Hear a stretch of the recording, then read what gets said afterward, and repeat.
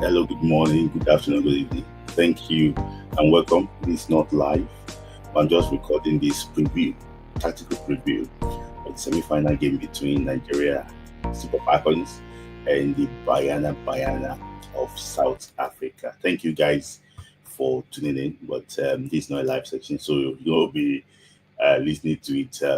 No, it's just a recorded section. So I will just look at the tactics, that both teams are likely actually what deploy, how they both teams actually would play and what to expect at the end of the day. So I'm just going to be focusing on the tactics and how I think where I think the pendulum will swing. So I'll be focusing on that. So I'm going to start with South Africa. South Africa, they actually beat Senegal on penalties, in the quarterfinal to book their place in the semi-final, while Nigeria whitewashed Zambia 5-0 to qualify for the semi-finals. So, it's been like similar, just not, just slightly um, good campaign for both sides. Nigeria did, won two games and drew one in the group stage before beating Zambia 5-0, while South Africa also did the same. They won two games. They drew against Tanzania before actually beating Senegal on penalties, but booking their place in semi-finals.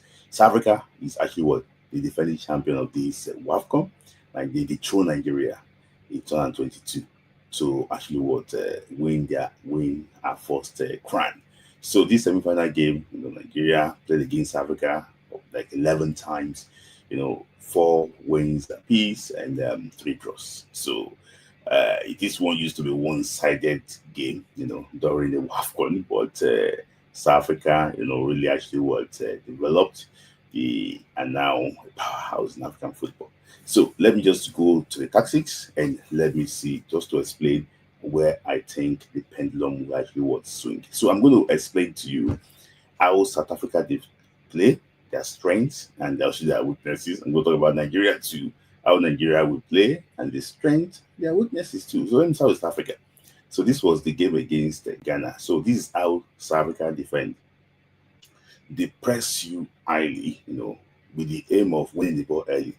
So, but when they press you highly, what they do, what normally happens in this case is that there's going to be space behind the defense line, and that was what Bandu was. It was Bandu of Ghana exploited here in the first game. She wasn't clinical, so Saka wasn't punished, with this opportunity. But if it's like a more difficult, more clinical opponent, I think this one should have been a goal.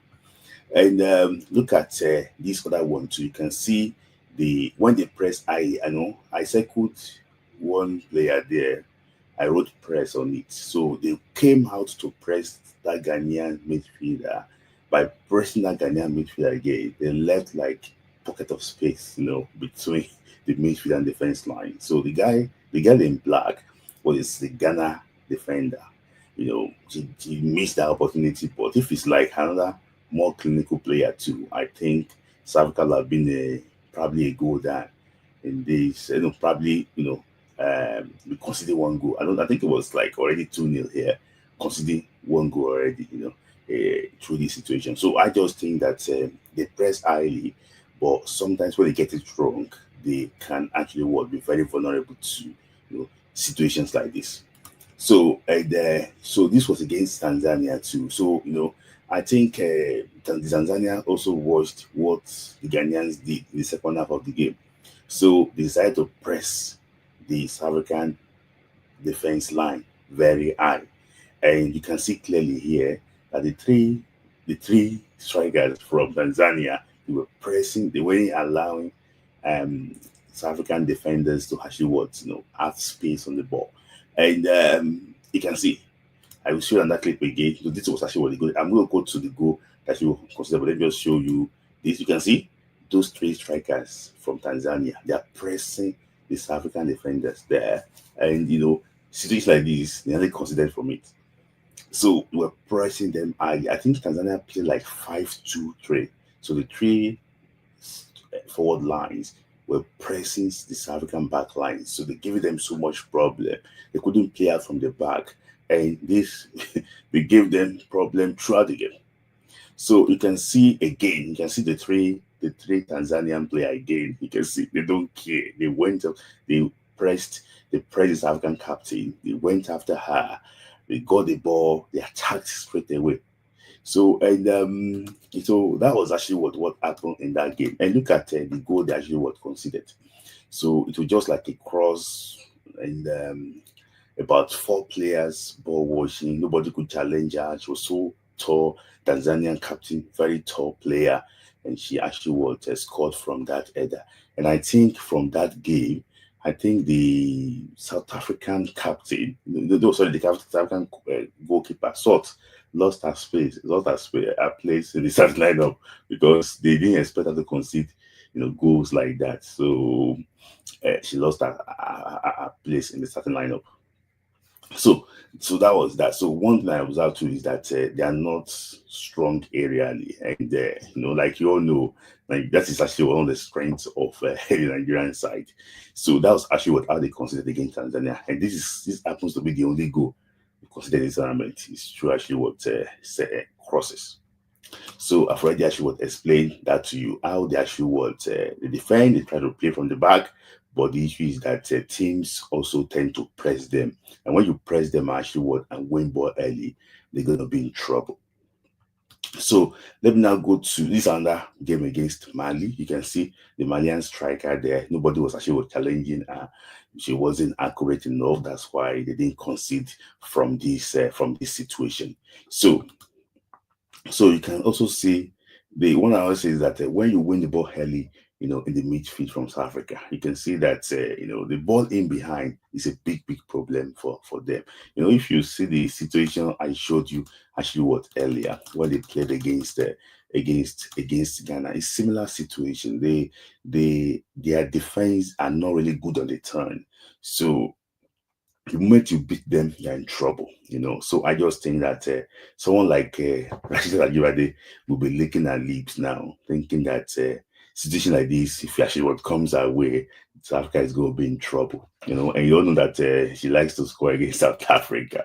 So that was actually what, that situation too. I told you how they, on the turn, see like this, they don't, when they win the ball early, they're already not in shape.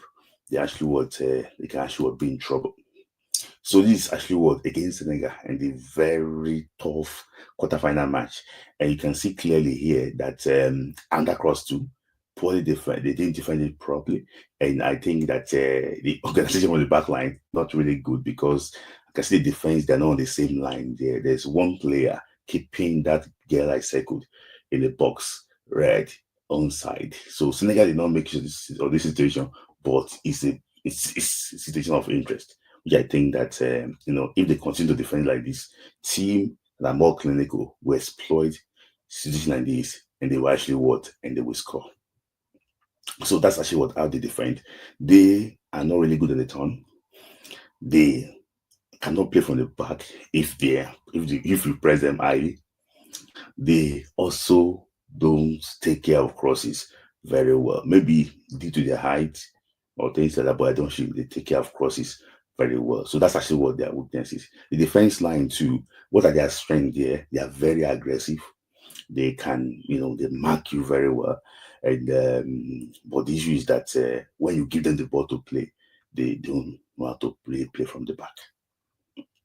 So if you press them highly, they will not play from the back.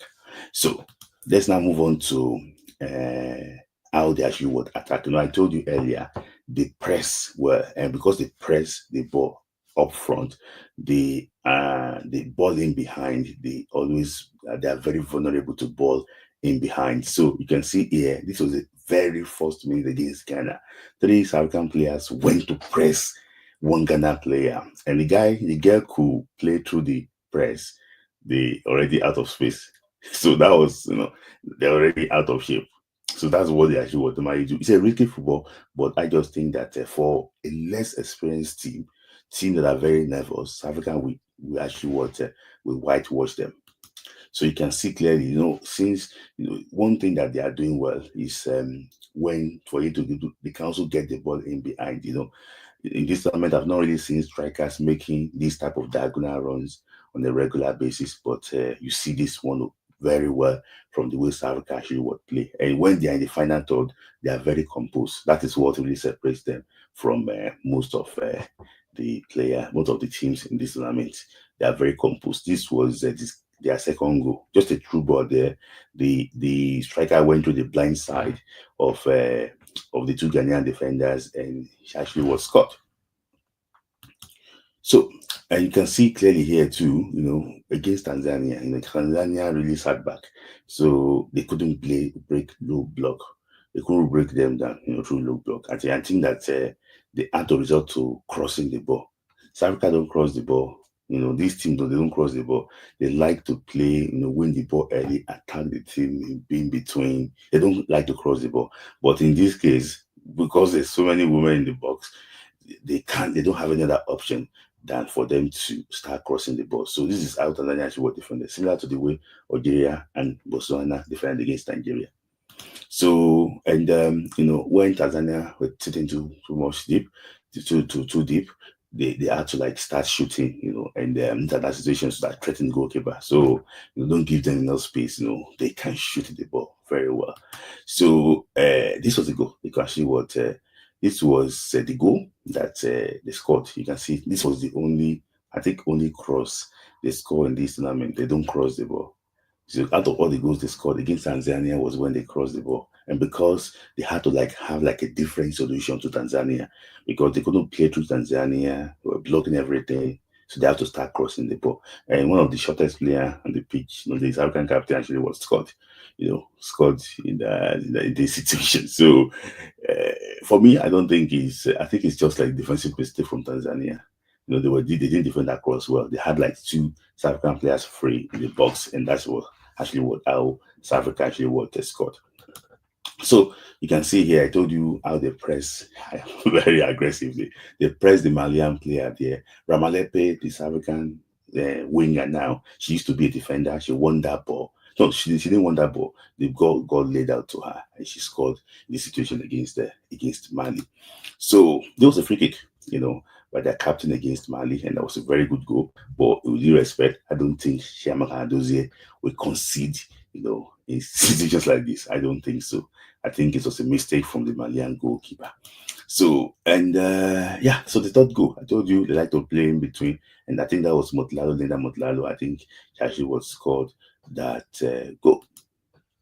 So you can see cross from Ramalepe, I think it was Sagaldo that actually scored this goal.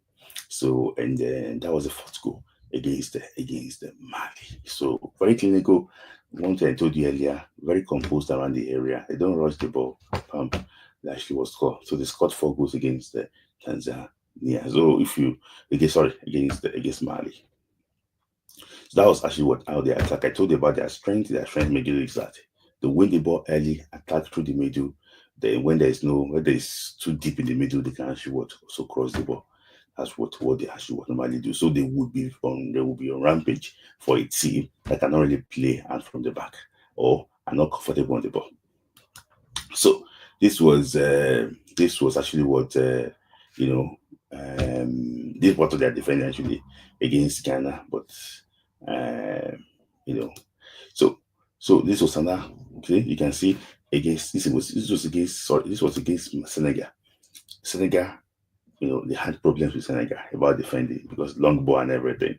This one I want to show you. This against if you look at this one, Ramalepe crossed the ball. They have 3 players in the box to score, but Senegal did not give them the opportunity. You can see clearly that there was no player in the box. They were sitting back. They were so physical against South Africa, and I think that actually what gave them a lot of problem. That's the reason why I think the game ended being nil. So this girl in red, because she wasn't composed, there was nobody to pass to. She just had this wayward shot, and actually went for a goal kick. So, and that very big press too, I told you about how they press the ball. They press the ball very well. They press the goalkeeper. It nearly actually resulted into a goal. So, controversial here. I think the goalkeeper went off his line to save that ball. I just think that I don't know what the VR officials actually was checking. I think she came off her line to save that ball. I don't know. maybe they checked it or not. But for me, I think that one should have started. For me, in my opinion, I just think that goalkeeper actually what came off a line. So let's just go to Nigeria too. So I now give you my opinion. I'm going fast on this. So Nigeria, I told you about this one. If you watch my show on Friday, that this is the way Nigeria defends. Maybe this is different tactics against because no team, with due respect to them, Algeria, Tunisia, and Botswana, pose like an attacking threat to Nigeria. There have not been like a situation where Nigeria had to worry about threat from Algeria, Tanzania, Botswana, and Tunisia. But in this, they had Risha Kodinaji and Barbara Banda to worry about. So here we went for a man marking system. You can see clearly here. So Nigeria can also man mark. So when they man mark, they try to take life out of your midfield. Then you're going to resort towards the long ball. So very aggressive one-to-one marking. You can see clearly there. So and you can also see another situation here. You can see the man marking systems there. Then we still after the man marking system, Nigeria still actually would have one extra player at the back to actually to clean up any mess that will actually come out of all this. So this was actually another thing to sniff out danger from Zambia. So, the aggressive marking and the structural marking system actually what Nigeria used against Zambia that can pose any serious attacking threat. Maybe the coach will change the tactics against Africa. We don't know about that. But that was actually how Nigeria defended marking system and in a way that to put pressure on the ball in the midfield. So to avoid, what's it called, ball over the top. So the same thing too, you can see that same man marking system, aggressive, making sure that you win the ball early in the opponent's half. So the same thing too, you see. So how does Nigeria actually like to attack? Nigeria likes to attack, all these 1-2 combinations. This was between I think Okoronko and Ajibade, 1-2 in between, and you can see the crosses, I told you Nigeria scored like a majority of the goals, maybe 4 out of the 5 goals against Zambia through crosses. So that was a cross by Ajibade, and I think Esther Koronko actually scored that goal against Zambia. So you can also see clearly it was a long ball. Esther Koronko won the first ball, then Chinechiwedu Yezu scored as a result of that long ball again. So this was like so you can see clearly here. I told you this is actually how Zambia defended too from a cross, and what do you expect when defending like this against a team like Nigeria? You're going to be in trouble. So and that cross again, and this one actually led to Nigeria, where Nigeria third goal. So this was against Tunisia too. Cross actually Plunter actually was scored, making from long balls and everything. Now we've got like 5 goals already, and you can see. So this was the ball in between, the ball over the top, and running down the channels. That was Rusila Babajide, and she actually scored from this situation against Tunisia in the first game. So as I was saying, like South Africa also have that weakness, between their lines when they see like someone that is very fast in between can actually to get past their right back or left back, they're gonna be in trouble. So and that cross again from Nigeria, but this one was scored by Chiwedu Yezu, and that was the third goal against Tunisia. So tell you that again that was 6 goals again through long ball or crosses. That's the 6th goal now I'm counting to tell you that is where the strength actually lies. So this was Ashley Plunter getting a cross from Ajibade, but she nearly scored from this situation. I think the goalkeeper had a very good save, if you remember, in this situation. So that was actually what happened. So now this was against Algeria. Was it Botswana? Yeah, against Botswana. Botswana had like 7 players in the box. So they realized that Tunisia considered 2 goals from crosses. They realized that, come on, we have to park the bus. I think they parked the bus here, and like 7 players in the box, and Nigeria now find it very hard to break them down. So, but one time, when the game actually went on, Nigeria started creating opportunities, by pushing them further back. So this was actually what Esther Korongo. So um, this was actually justified scheduling. And then in fact, you can see clearly we push them back. So we start taking shots from outside the box. So sometimes too, like South Africa, they like to exploit, press you fast, and win the ball early and score. But Nigeria, if they cannot get the crossing, you are blocking them too much. They press you, they push you back or two, they start taking shots. Then, that was one of the situations. That was really why Nigeria could beat Botswana. You can see they still pushing Botswana back. And from that was Esther Kronko's pass to Chiwedu Yezu. And Nigeria scored the only goal in that game. This was against Algeria. Similar situation too. Algeria also watched what Botswana did. They packed the box, 10 players in the box. So tell you 10 players in the box. So they were winning the first ball. So there's some situation you can see. It's under look at the way they are defending the crosses. They were blocking the crosses. You can see. Let me just show you. This is and you see the way Algeria defended. Look at Algeria against Nigeria. And let me show you Zambia. So you know that there's a big difference between the two of them.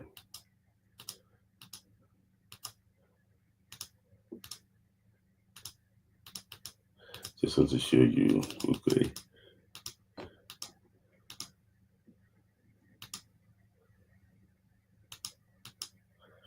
So just to show you, yes, you can see this defensive from Zambia.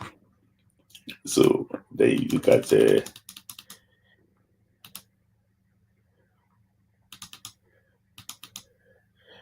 way Algeria defended. Look at the way Algeria defended. You can see, look at the way Algeria defended. Look at the way Algeria defended a cross. You can see. This is the way Algeria defended. So just to tell you that, they are more structured compared to Zambia. So that might give us space and we could be able to actually destroy them. So this was again, so the cross was actually coming in and Nigeria defended. So I think Nigeria like won that game, if not because of the big change. Actually what happened, one of them was actually what made Guzani. You can see her there. She had to have the shots from that place. Oh my days. I don't know who told that to just shoot from that particular angle. And that shot actually would amount to nothing.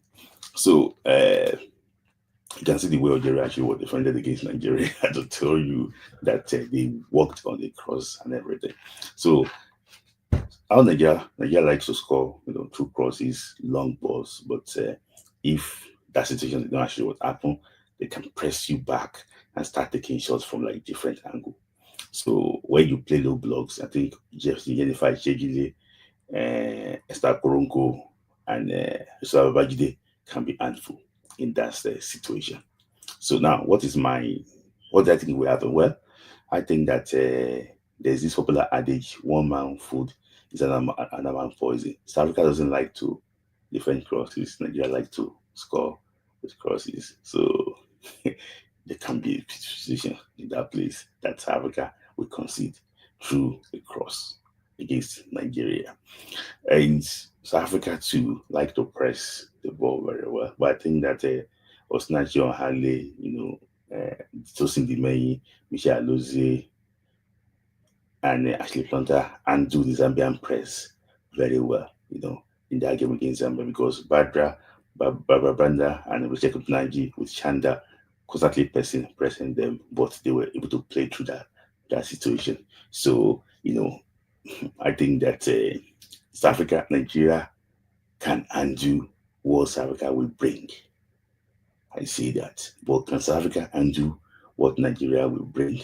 That is what I don't know. So, what will I think will happen? I don't think Nigeria will beat South Africa silly like we did against Zambia. I don't think so. But take form out of the window. This is a game that will be tough. And it's the final before final. No matter how you want to say it, Coach Ellis, she's very talented. And she knows how to undo games. of this magnitude. For me, I see a low scoreline, but I still think that Nigeria Falcons will carry the day. I think Nigeria might even keep a clean sheet, but I don't see South Africa keeping a clean sheet. That is my issue with that. I don't see their goalkeeper is very good. I don't see them keeping a clean sheet. But if the game go either way, I'm saying it here now, I will not be surprised because I know that Coach Ellis is very good. And another thing I want to talk about is complacency. I've watched Nigeria over different decades. Anytime there's a very big result, the result that comes after is not really that good.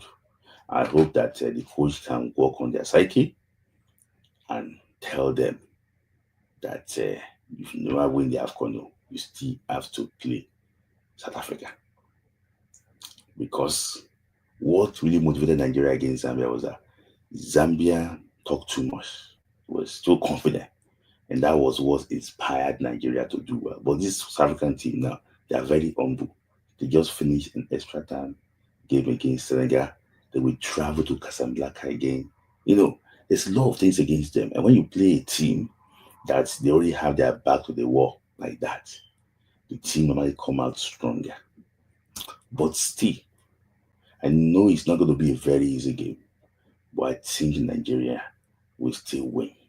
I don't see South Africa sitting back too long. I don't think they can sit back like that. I don't think so. South Africa, they don't sit back. Both men and women don't sit back. They play their football. So, and if they play their football, that's going to be their undoing, my own opinion. So, I think that Nigeria will carry the day. So, for me, I think maybe probably 2-0 in favor of Nigeria. But if the result goes otherwise, tell you here, I will not be surprised because of the factors or things I mentioned before. But I wish the two teams the very best of luck. But of the factors of Nigeria, Mission X is still possible. Thank you guys. So thank you again for watching this preview. Hope you enjoy it. Please like the video. You can also leave a super thanks because this one is not live now. You're going to use super chats. You can also give super thanks to there. So thank you guys for joining me. I'll see you again next time. I'll see you on Friday when we discuss we'll preview the final. Probably Nigeria against Morocco or Nigeria against Ghana. I'll see you on Friday for Friday Night Football Club.